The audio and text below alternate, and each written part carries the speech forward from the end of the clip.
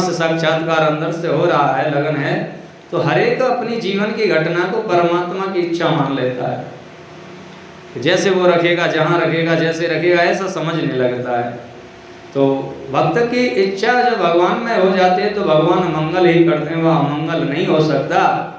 कष्ट आ सकता है, उस प्राणी पे दुख आ सकता है, लेकिन वो नष्ट नहीं हो सकता, वो दुर्गति का भागी नहीं हो सकता। तो यदि हमारी रक्षा करने वाले एकमात्र प्रभु ईश्वर सदाशिव हैं तो चिंता की तो बात ही क्या है। हमें क्या चिंता करनी, उससे चिंता हमारी है। भाई वो लीलाधारी है ईश्वर। अरे हमें क्या चिंता हो करनी, उससे चिंता हमारी है। अरे हमें क्या चिंता करनी, उससे चिंता हमारी है। वो कहता है कि परमात्मा ईश्वर जो है, यदि मैं उसके साथ जुड़ गया तो ईश्वर फिर चिंता करेगा उसकी, भक्त की। भक्त तो कह देता है, उसका तो भाव यही रहता है कि जैसे तू रखे, जहाँ रखे, कहाँ रखे, जैसे रखना है, दुख में रखे या सुख में रख, तो जैसा रखना है वो तू रखेगा। तो इसीलिए भक्त के जीवन में भगवान की ही इच्छा के अनुसार सब कुछ होना हुआ होता है। भले ही वो अपने प्रारब्ध कर्मों को भोग रहा हो, तब भी वही यह कहता है कि ईश्वर की इच्छा, क्योंकि ईश्वर की इच्छा से तो भी वो भले तो ईश्वर की इच्छा से भोग रहा है ना। तो लेकिन भगवान अपने भक्त को कभी नष्ट नहीं करते हैं, दुख आ जाता है। तो इसी समय पर वो रानी इस तरह से मन में विचार करते हुए वो शिवलिंगों को लेकर के तालाब की तरफ चल देती है।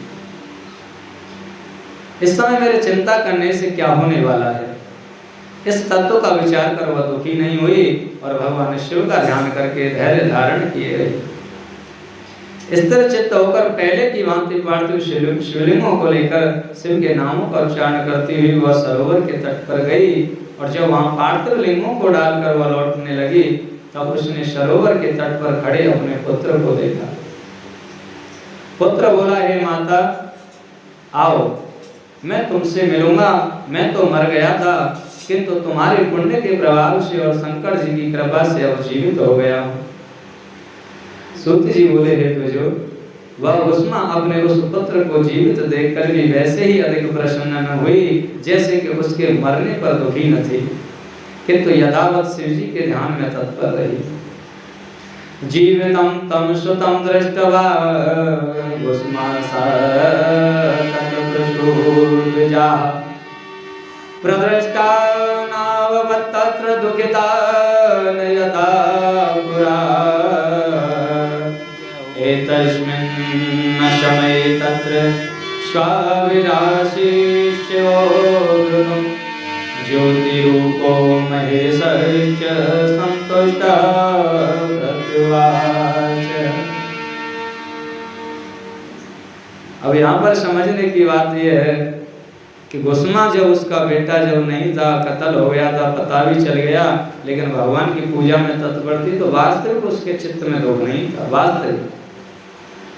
और जब बेटा को खड़ा देखा है तो बेटा कह रहा कि माँ मैं तो मर गया था, लेकिन तुम्हारी भक्ति में इतनी सामर्थ्य है, तुम्हारे भजन में इतना प्रताप है कि दोबारा मैं जीवित हो गया। तो अब बेटा को देख करके खुशी नहीं हो रही है। पहले जब बेटा मर गया तो कोई दुख नहीं था, और लेकिन अब जीवित हो गया तो खुश नहीं है। तो हम सुख और दुख में छोटी छोटी बातों में सुखी हो जाते हैं और दुखी हो जाते हैं। तो भक्ति का सिद्धांत ये है, भक्ति करने वाले का चित्त वास्तविक इन दोनों से निकल जाता है। जैसा उस ईश्वर की इच्छा, महादेव की जैसी मर्जी, ऐसा समझ लेता है।